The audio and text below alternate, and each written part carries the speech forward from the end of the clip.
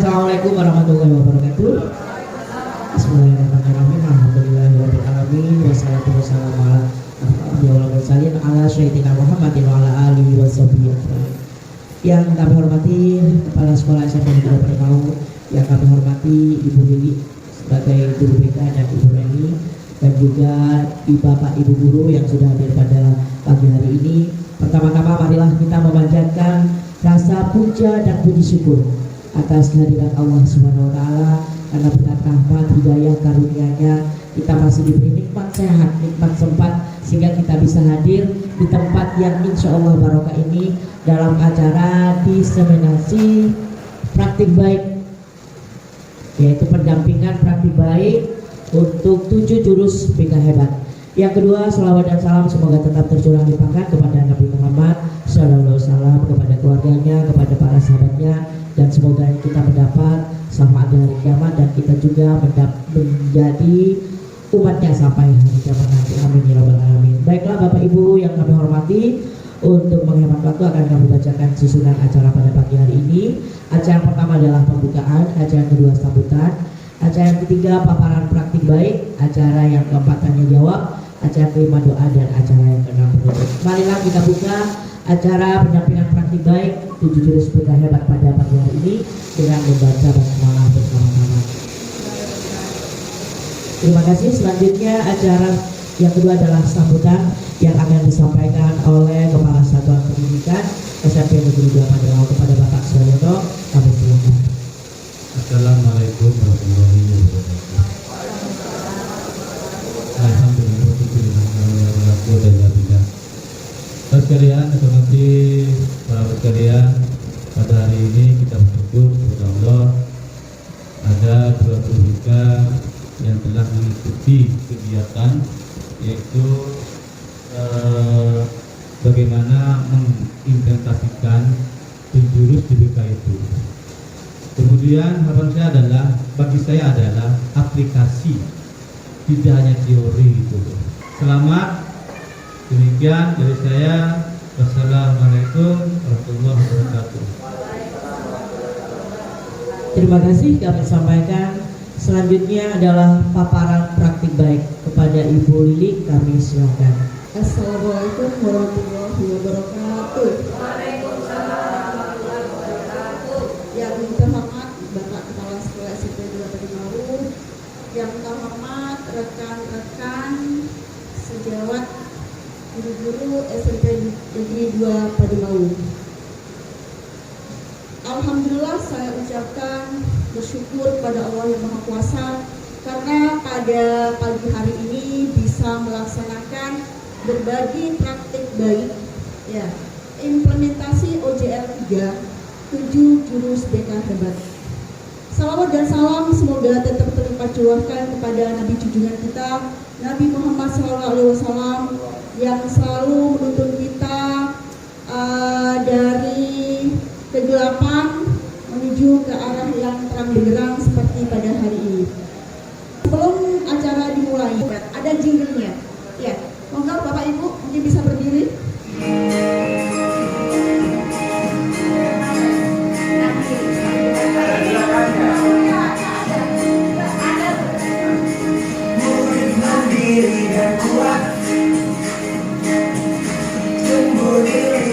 Sehat bersama guru yang hebat, penuh cinta dan sahabat, mendidiknya dengan tulus, gunakan 7 jurus, kenali potensi, kelola emosi, tumbuhkan resiliensi. Jaga konsistensi, menjalin koneksi, membangun kolaborasi, dan menata situasi.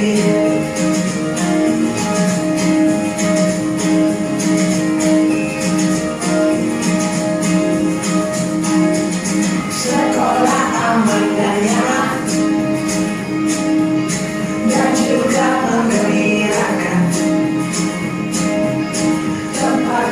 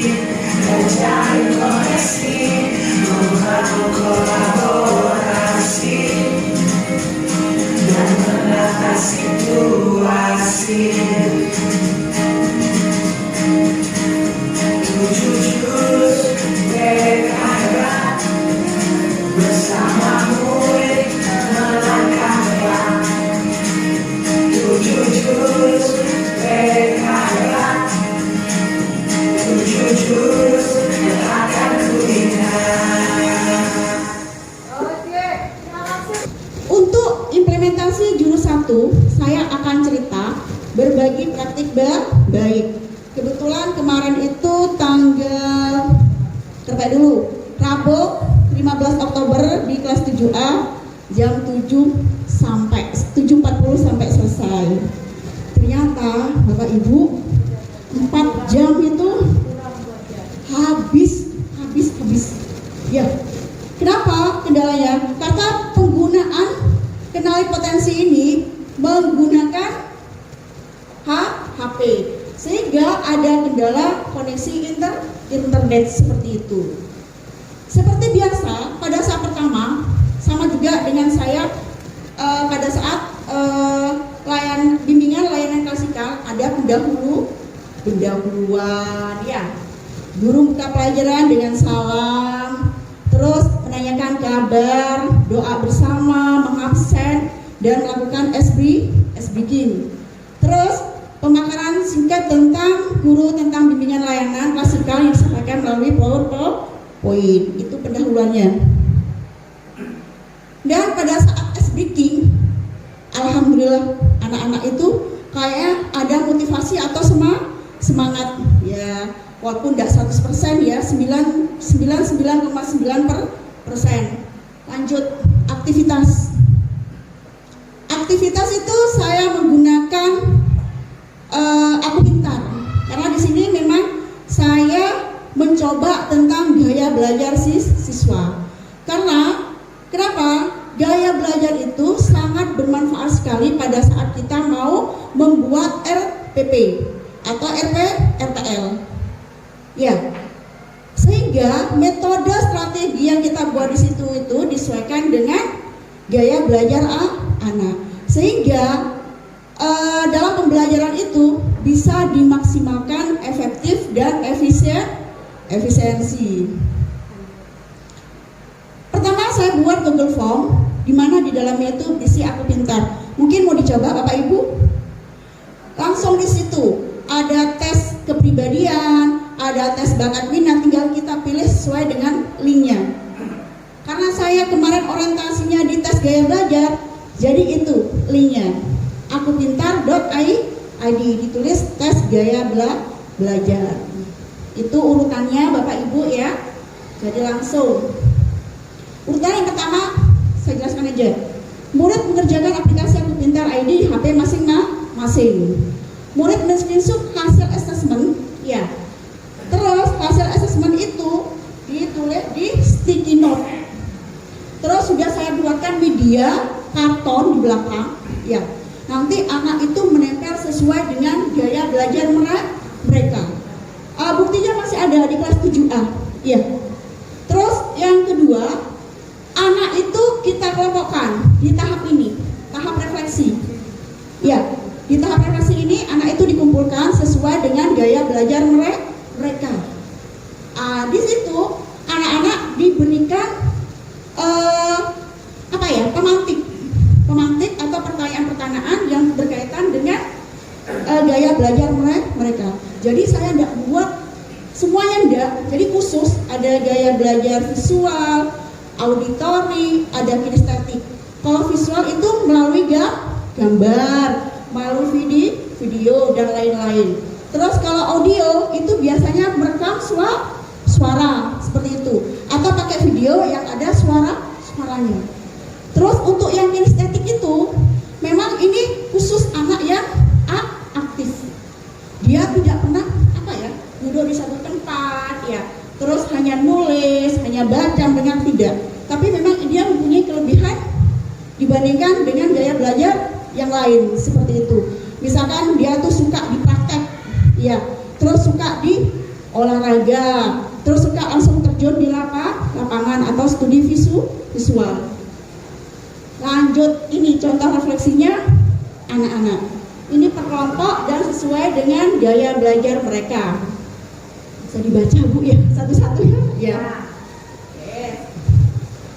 Tahap ketiga, saya menggunakan metode konseptual. Di sini saya menjelaskan tentang konsep, ya, atau teori yang ada hubungannya dengan kenali potensi. Karena untuk kenali potensi itu ada 3 tes, Bapak Ibu. Ada tiga tes. Saya tes gaya belajar, tes bakat minat. Namanya intelijensi. Ya, terus ada lagi tes kepribadian, itu ada semua. Tapi saya konsentrasinya di gaya belajar. Dalam konseptual ini pemaparan teori, tanya jawab.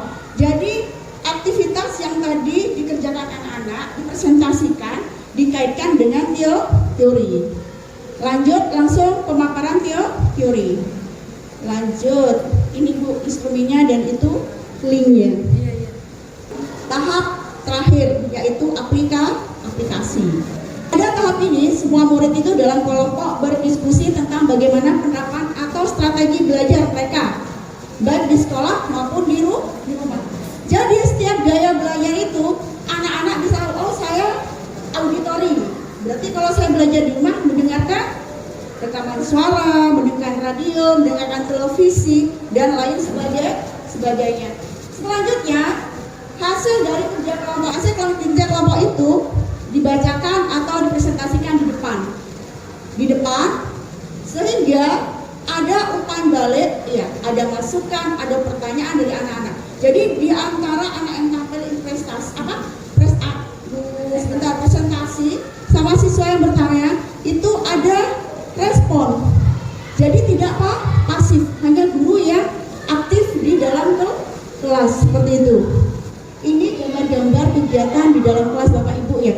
Mungkin karena kondisi internetnya lemah, jadi tidak bisa kelihatan. Ini juga hasil pemaparan. Mungkin nanti pada saat sudah selesai saya tunjukkan ada. Karena itu termasuk tugas yang harus diunggah dalam LMS. Selanjutnya, anak-anak itu sebagai PR atau tugas diberikan ini. Ya, namanya ini kecerdasan majemuk dari hasil aku pintar tadi, misalkan internasional. Menurut ekstra yang dikomunikasikan apa? Itu adalah tugas guru. Ya, diarahkan anak-anak, diberikan rekomendasi. Ya, perkara nanti anak-anak itu ikut ekstra sesuai rekomendasi Bapak Ibu, alhamdulillah. Misalkan tidak, tapi kita punya bukti kalau kita sudah melakukan rekap dan rekomendasi. Ini penutup seperti Bapak Ibu kalau ngajar ya. Ya, cuma di sini anak-anak itu kita membuat referensi anak-anak. Tapi kemarin spontanitas. Jadi saya ambil 2 anak, bagaimana perasaan kamu mengikuti pelajaran pada pagi hari ini? Salah satunya, saya senang. Kenapa? Karena bervariasi. Ini bahasa saya ya. Kalau anak-anak tidak seperti itu, ada SBG-nya Bu, nyanyi-nyanyi Bu, terus ada diskusi seperti itu. Jadi merasa jenuh enggak Ibu. Terus satunya juga, iya Bu, saya suka seperti ini karena saya memang visual, bukan auditory. Jadi memang saya suka nanti melihat gambar-gambar, terus melihat video, terus membaca dan lain sebagainya. Ini hasilnya Bapak Ibu. Sudah lanjut ya? Ya, sekalian. Yang kedua yaitu adalah berbagi praktik baik implementasi jurus kedua, jaga konsistensi dengan metode ARKA. Sasaran kelas 8A. Pelaksanaan Rabu tanggal 22 jam 7.40 sampai selesai. Dan alhamdulillah untuk kelas 8A ini 2 jam. Tidak nambah. Ya. Sama Bapak Ibu, ya. Saya waktu praktek, saya juga menggunakan metode ARKA dari aktivitas, refleksi, terus konseptual sama aplikasi. Urutannya seperti ini. Nah, ini yang bikin anak-anak itu antusias. Ya, antusias. Terus mereka tuh merasa senang. Karena di sini anak-anak diberikan simulasi atau permainan atau game. Buka tutup tangan. Jadi anak-anak itu berpasangan dan kebetulan harus sama jenis karena pegangan tangan Bapak ya, maaf ya, nggak boleh Bu ya karena pegang-pegang tangan, bisik-bisik, raba-raba seperti itu ya. bukan gosip Ibu, ada sentuhan seperti itu. Di sini A dan B melakukan switch, mana yang A, mana yang B. Yang A tangannya dipalkan. Ya, bayangkan anak-anak, tangan di dalam kepalan tangan kalian itu ada intan berlian, seperti itu. Terus yang B, coba kamu berusaha gimana pun caranya agar kepala tangannya si A dibuka, seperti itu. 1, menggunakan sentuhan. 2, menggunakan rayuan, seperti itu. Wah, rame Bapak Ibu, rame. Ada yang tarik-tarikan, ya, ada yang saling dicium, kan sama jenis, ya. Dari ini, ya, ya, ini sudah ada urutannya Bapak Ibu ya. Nah, seperti itu. Nah, setelah itu anak-anak itu disuruh berpikir, merefleksikan permainan yang tadi dilakukan, apa yang kalian dapat. Jadi untuk yang simulasi pertama saya 2 orang, simulasi kedua 2 orang, seperti itu. Terus simulasi yang pertama itu ya yang melalui sentuhan ada 4 orang yang terlepas, tapi cuma yang presentasi ke depan itu cuma 2 yang memberikan refleksi. Bu, ini saya niru ya, tadi tangan saya bisa terlepas Bu karena saya diklitak-klitik katanya. Geli, iya, ini perempuan Ibu ya. Terus yang kedua, Bu, saya tadi kan terlepas itu gara-gara telinga saya digigit katanya, jadi sakit, jadi terlepas. Terus gimana perasaannya? Ya kecewa Ibu, karena intan berlian yang saya genggam bisa lepas, seperti itu. Terus yang kebalikannya dengan menggunakan rayuan, saya Bu makanya dilepas, dijanjikan diberikan iPhone, katanya begitu. Terus ada lagi, saya diberikan mobil Pajero, sampai tidak mau Bapak Ibu katanya, kelas 8A itu. Terus tidak ada yang ini ngasih uang atau gimana? Tidak ada Bu, heboh Bu, hedong semua katanya. Oh iya, tidak apa-apa. Terus apa yang kalian dapat? Ini Pak ya gambarnya. Oh, tidak ada ininya. Mungkin saya bisa jelaskan aja ya. Dari hasil itu anak mengatakan ya antara paksaan dan kesadaran. Paksa itu karena ada sesuatu yang membuat mereka dibuka.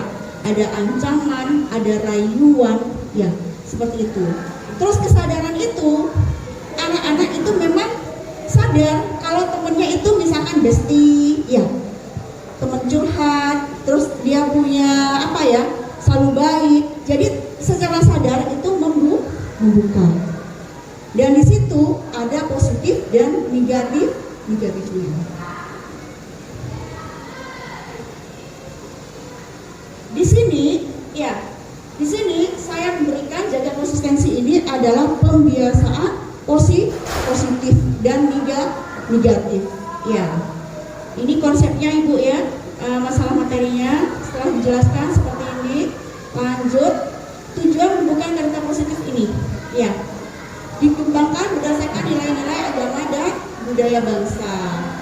3 konsep itu adalah kesadaran diri.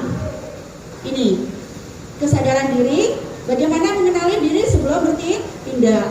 Terus yang kedua, menetapkan target yang jelas atau setting clear target, menentukan kebiasaan kecil yang realistis. Lingkungan sebagai pemicu, ya, mengatur lingkungan untuk mendukung kebiasaan dan fokus mengubah paksaan menjadi kesadaran internal. Ya, ini PR kita. Ya, tidak ada tantangan, tidak ada hambatan. Kalau kita mau berusaha sekuat tenaga dengan jurus-jurus yang kita miliki, insya Allah bisa tercapai. Walaupun tidak sesuai dengan target. Pada saat aplikasi saya memberikan ini Bapak Ibu ya. Yang pertama itu anak-anak disuruh menjodohkan sesuai dengan sekolah tombol ajaib. Alhamdulillah anak-anak bisa memetakan dan bisa menjawab. Terus yang kedua ini riwayat bahasan tidur 7 hari. Di sini banyak temuan Bapak Ibu ya. Bukan saya ngarang, walaupun sampelnya itu hanya 7A, ya, anak-anak itu mayoritas 99,9%. Maaf ya, ada datanya di saya. Anak itu tidur malah dini hari karena main HP, main game, drakor, dracin, terus apa itu? Mulai yang online, game online apa itu? Yang itu semua itu, dan itu tidak baik. Sehingga bagunya ada yang jam 6, setengah 7, sehingga terlambat ke sekolah, berangkat ke sekolah. Itu segala sesuatu pasti ada resiko. Ya. Terus ini rencana kebiasaan tidur 7 hari. Yang kedua, anak-anak diberikan, ayo kalian merencanakan 7 hari ke depan bagaimana memperbaiki. Anggap ini kebiasaan negatif. Dari negatif kita coba ke arah yang kebiasaan positif seperti itu. Ya. Jadi anak-anak ini di planning ada di saya, Bapak Ibu ya. Tapi saya belum mengecek apakah itu sesuai dengan rencananya, maksud tujuannya tercapai apa tidak. Ya, betul. Terus, Bu Lili, mungkin kenapa kok tidak menggunakan program kurikuler yang ada di sekolah, yaitu 7 kebiasaan anak hebat. Kemarin itu sudah saya suruh untuk membawa sebagai bukti. Ternyata hanya 4 orang. Jadi saya membuat media sendiri. Memang saya cadangan Ibu ya, cadangan. Karena memang anak-anak itu butuh bahasa yang lebih indah itu apa? Dicamahi ya, Ya, itu. Seperti menutup, ya. Di sini sama menutup, ya, merefleksikan, membuat kesimpulan, terus memberi tugas kepada anak-anak untuk habit lock-nya, kebiasaan positif selama 7 hari, apa yang melakukan dari hari Senin, dari tanggal 20 sampai tanggal kemarin itu tanggal berapa? Sabtu 20 sampai 26 ya, 26. Terus hambatannya apa, terus pembelajaran apa yang kalian dapat, langsung dicetak baik di sekolah maupun di rumah. Ini hasilnya Bapak Ibu ya. Setelah itu ditutup, doa dan salam. 4 prinsip membangun kebiasaan baik. Ya, ini biasanya ada di lingkaran kebiasaan atau habit loop. Ini seperti ini ya. Ini adalah teorinya. Lanjut. Terus 4 prinsip membangun kebiasaan buruk. Tadi yang positif, ini yang buruk ini. Jadi nanti anak-anak itu harus bisa memilah mana yang baik, positif, mana yang tidak baik atau buruk. Dan kalau bisa dicontohkan ke anak-anak, atau bukan guru yang mencontohkan, biar anak-anak bisa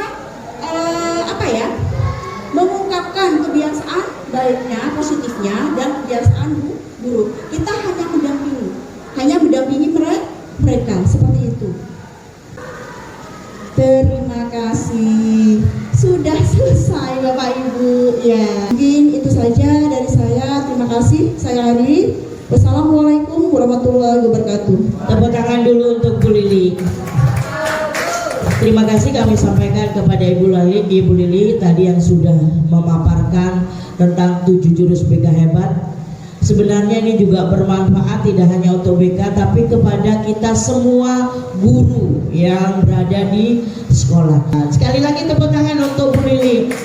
Baiklah, untuk selanjutnya sesi tanya jawab. Dalam sesi tanya jawab ini saya bagi menjadi 2 sesi 2 termen ya.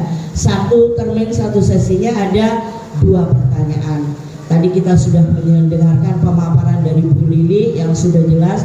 Mungkin dari Bapak Ibu yang sudah hadir pada pagi hari ini ada yang belum jelas, ada yang belum mengerti, atau mungkin ada pertanyaan solusi yang mungkin bisa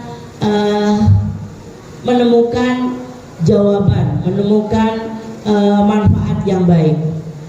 Untuk termin yang pertama saya bagi menjadi 2 pertanyaan saja. Silakan Bapak Ibu, mungkin ada yang ditanyakan. Silakan. Atau mungkin masukan Bapak ya? Gak apa-apa.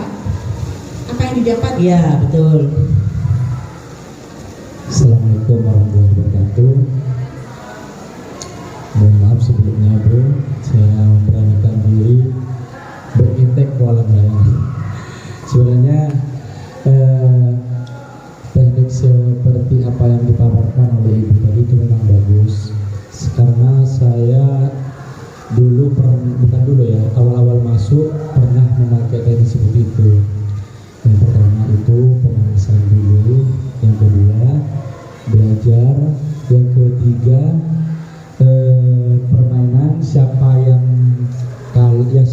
kalah itu akan mendapatkan pertanyaan, dan yang tidak bisa menjawab maka disuruh maju ke depan, nanti akan dikenakan sanksi, dan sanksinya itu hanya menyanyikan Indonesia Raya, dan banyak ada yang disuruh baca surah-surah pendek. Cuman karena sekarang ini Bu, kita menghadapi murid yang apa ya, kalau bicara tentang akhlak sangat minim ya Bu.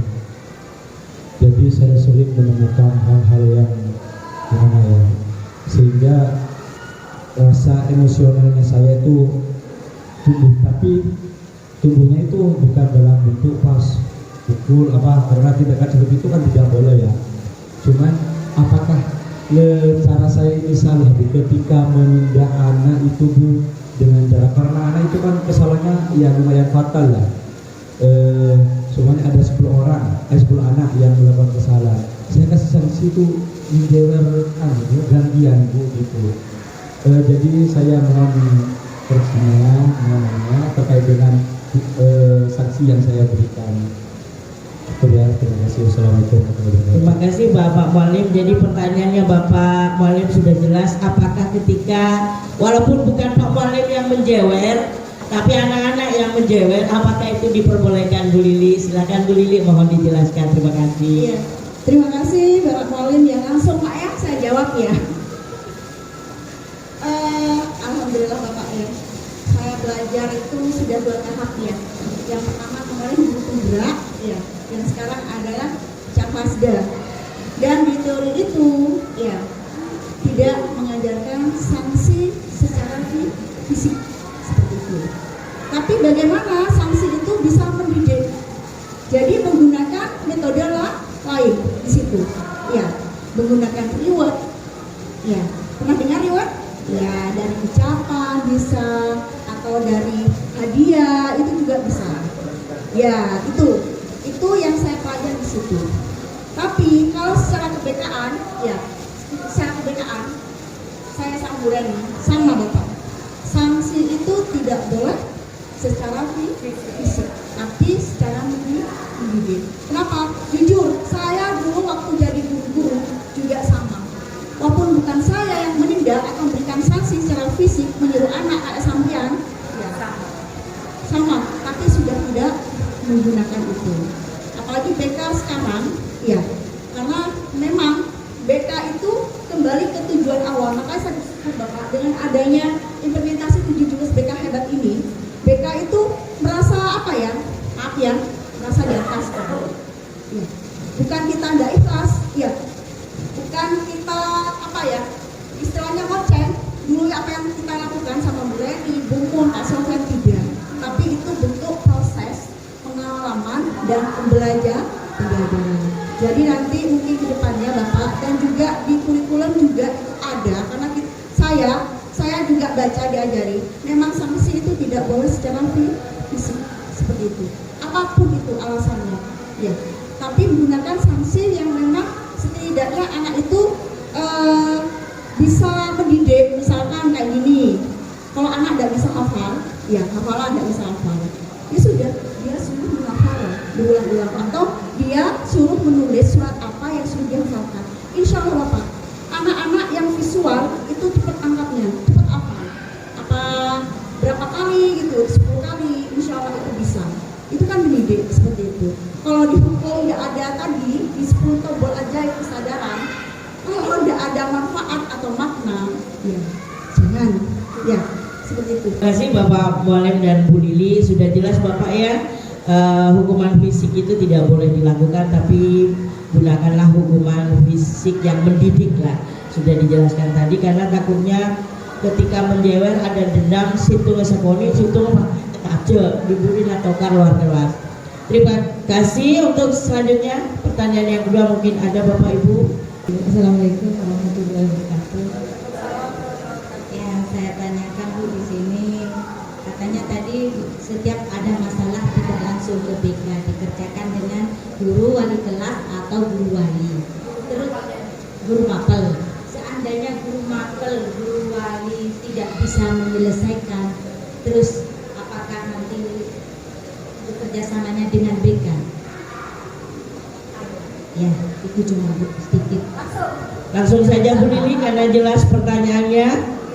Terima kasih Bu Hai ya. Pertanyaannya sangat bagus sekali.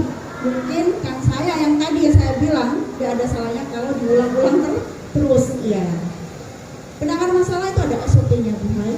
SOP, standar operasional pelayanan.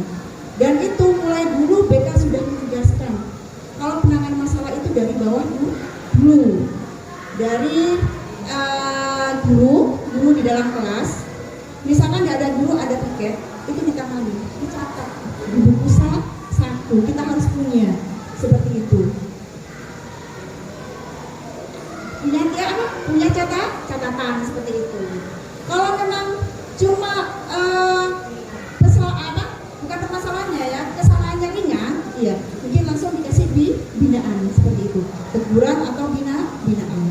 Kalau misalkan nanti kesalahannya ini sedang, mulai ditingkatkan sesuai dengan catatan yang ibu punya, bawa ke wali kelas. Bapak Ibu, ini saya sudah mencatat atas nama ini sudah 3 kali melakukan. Saya sudah melakukan pembinaan atau teguran tanggal ini di mana ini jelas Ibu ya catatannya seperti itu. Nah, baru nanti wali kelas yang mengadakan pemanggilan seperti itu.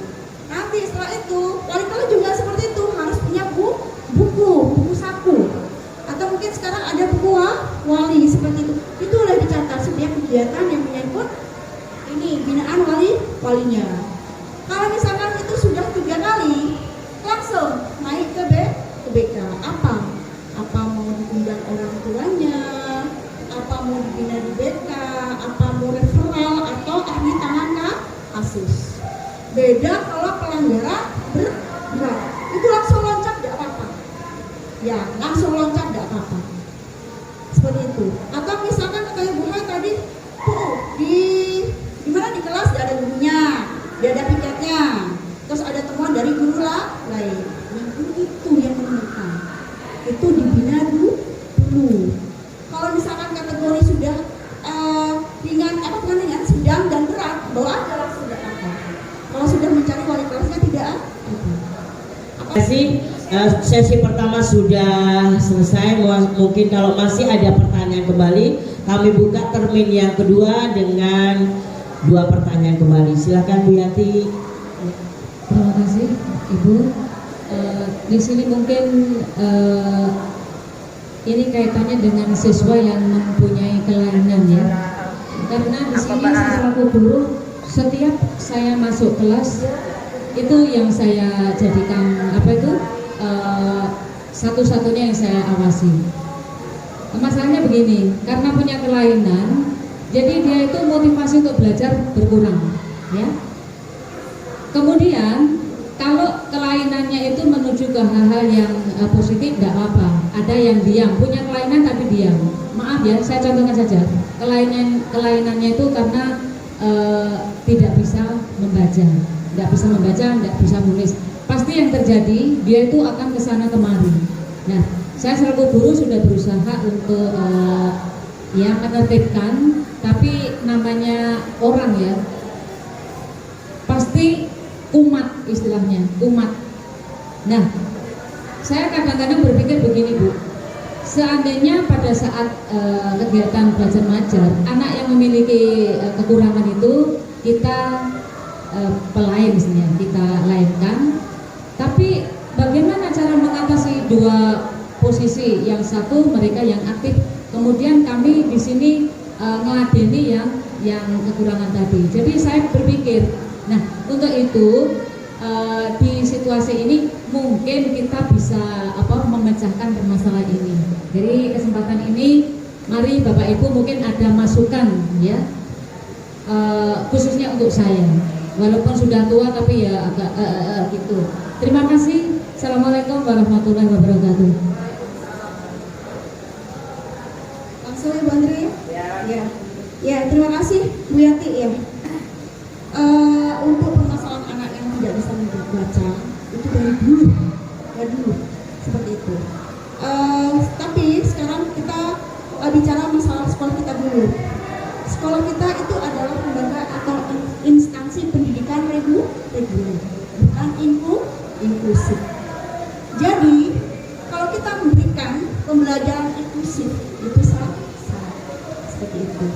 Cuma ya nggak ada salahnya, namanya anak-anak ya itu wajib belajar dari 13 tahun sekarang ya, 13 tahun. Suka nggak suka, bukan lembaga inklusif ataupun SMP inklusif, kita harus bisa mengerti karena itu juga hak untuk belajar. Memang pada prakteknya perlakuan itu pasti ada Bu ya. Ini saya secara umum dulu ya, pasti ada. Malah di sekolah-sekolah lain itu kayak SLB atau itu ada guru khusus yang menangani anak-anak yang ABK. Karena kemarin pada saat saya pendidikan guru berat itu ada dari SLB Desa Budagang. Itu menceritakan nggak pernah belajar dengan Bapak, nggak pernah. Langsung praktek game, permainan dan mengikuti apa yang dimau anak-anak. Dan komplek Bu, inklusinya itu komplek. Ada yang nggak bisa mendengar, nggak bisa bicara, terus ada yang cacat seperti itu. Makanya dari dulu kepala sekolah itu memang mengistimewakan anak-anak yang berkebutuhan khusus. Tapi kalau kita menggarisbawahi kata Bu Yati yang tidak tahu membaca, ya, yang tidak tahu membaca, itu sama. Saya sering di SD, di SMP, SMA, SMK, di setiap sekolah ada anak yang baca. Bapak, ini SMA, SMK Bapak ya? Jalan keluarnya? Iya. Nah, jalan keluarnya dari ujian, dari ulangan, dari tugas ulangan, terus ujian per semester, asesmen itu, ya. Kalau memang dia tidak bisa, ya sudah, tidak naik ke kelas seperti itu. Kan ada pertanyaan Bu ya, efektif tidak jurus-jurus ini? Insya Allah kalau kita konsistensi, ya, semua guru kita gerakkan dan bergerak mempraktekkan ini, ya. Kalau saya berpikir positif, Insya Allah bisa. Karena kekuatan sekolah itu ada pada warga sekolah, terutama guru-guru. Seperti itu. Jangan selalu menyalahkan murid, jangan Bapak Ibu. Bukan saya membela enggak. Kalau memang di BK seperti itu, BK itu tidak boleh marah-marah, tidak boleh mendisiplinkan murid itu polisian. Teorinya seperti itu, tidak boleh. BK itu hanya satu, mencegah dan mengobati itu BK. Walaupun mindset kemarin sudah dibahas, tempat sampah, polisi sekolah, tempat pembuangan, multifungsi dan lain sebagainya. Mari kita pelan-pelan. Ya, makanya setiap guru sekarang diberi 7 jurus BK hebat. Jadi bukan hanya guru BK saja yang bisa menerapkan jurus ini, tapi guru-guru yang lainnya. Ya, itu Bu Hai. Ya, yang saya nyalakan program yang Bu Eka kemarin. Boleh? Nah, itu tulis satu siswaan mungkin bisa di bukan pencerahan ya. Kan itu sudah ada dulu, cuma sekarang masih vakum ya, dimunculkan lagi. Itu bagus menurut saya. Tapi kalau hanya di sekolah saja, ya, tidak ada kolaborasi dengan orang tua di rumah, tidak bisa seperti itu. Dan itu juga harus konsisten ya, yang tidak konsisten ya itu.